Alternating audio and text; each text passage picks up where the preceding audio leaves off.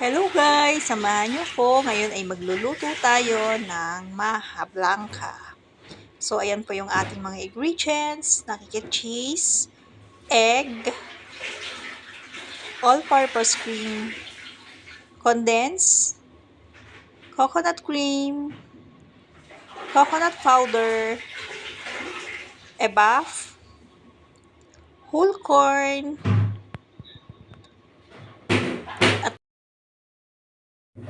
ito na guys, yung ating paglulutuan. Ilalagay ko na ang coconut powder.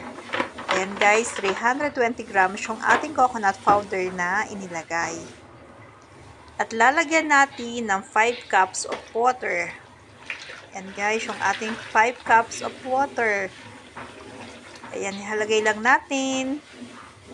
At isusunod na natin ilalagay yung ating evaporated milk. 1 can of evaporated milk. Pagsamasamahin muna natin ang ating mga ingredients bago natin ito iksalang sa apoy. And guys, sige lang, ilagay lang natin ang evaporated milk. 1 can.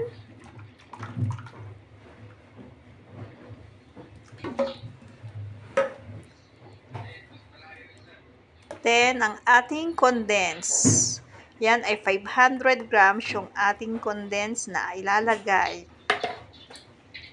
Lalagyan din natin ng all-purpose cream. Yan.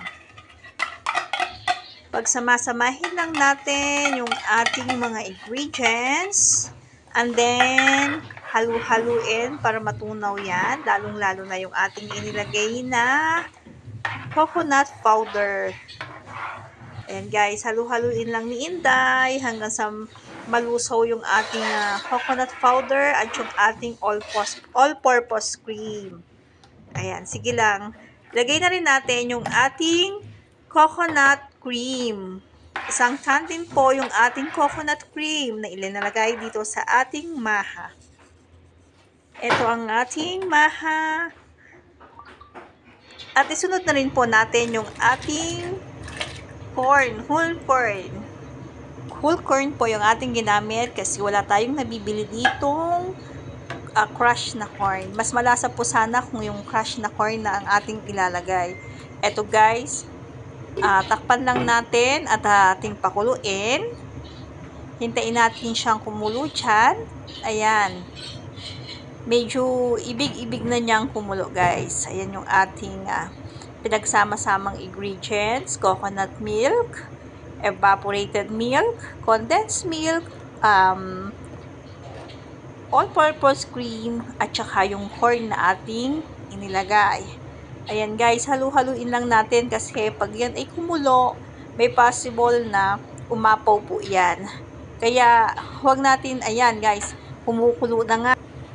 Ayan, kaya kailangan natin talaga siyang bantayan pag nagpakulo tayo kasi may possible nga siyang umapaw katulad niyan. Ayan, pinatay ko muna yung apoy kasi baka talagang tuluyan na siyang umapaw. Kailangan bago natin ilagay yung ating corn flour is lutong-luto yung ating gata, yung ating gatas, kailangan ay lutuin nating mabuti yun guys. Kaya pakuluan natin ng pakuluan yung ating mga ingredients dyan. At maya-maya guys, ay ilalagay na natin yung ating corn flour. Ilinusaw nga pala natin ito sa tubig para pag inilagay natin sa mga kumukulong ingredients ay hindi siya mamumuo. Ayan na guys, yung ating linusaw ng corn flour. Kailangan slow fire lang tayo para hindi mahilaw ang ating corn flour. At saka habang ilalagay natin yan ay hahaluin natin. Tingnan nyo guys, o diba ang bilis niyang lumapot. Lumapot na rin siya agad. Pero hindi, kailangan natin lutuing mabuti yung ating corn flour na inilagay. Pagtsagahin nating haluin. Yan guys, halu-haluin lang natin. At medyo malapot na siya. Pero kailangan is mas malapot pa dyan. Yung ating maha. Looks yummy guys. Tingnan mukhang creamy talaga ang ating maha. Sige lang ang haluin, Day. Halu-haluin mo lang. At ilagay na rin natin yung ating egg. Yan ang sikreto ni Inday kung bakit creamy ang kanyang maha. Magtatanong, di po ba yan malansa? Kasi may itlog. Hindi po yan malansa guys. Kahit lagyan natin siya ng itlog. Yan po ang sikreto kung bakit creamy at malinamnam ang ating maha. Sige lang Inday, halo-halo mo lang siya. Hanggang siya ay makuha natin ang texture. Kailangan din nating lutuin yung ating corn flour para mas masarap siya, di ba? Ayan, kumukulo na siya. Ayan, sige lang, halo-halo. Halo-halo. Ayan. Tingnan nyo guys, oh.